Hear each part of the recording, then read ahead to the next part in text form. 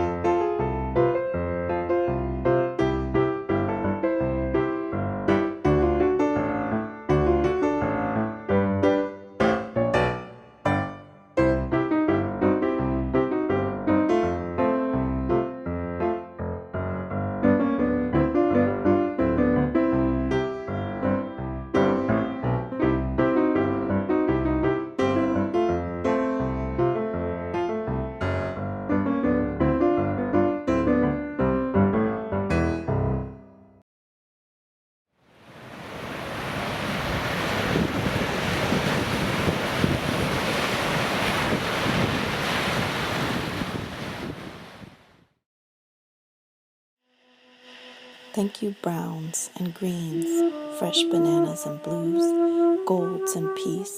Thank you, soaking pools and baking sun, hot pavement, pawpaw and grilled breadfruit, giant crabs appearing out of nowhere. Thank you, sea baths and children playing, high rock jumpers and night fishermen. Thank you, strong water.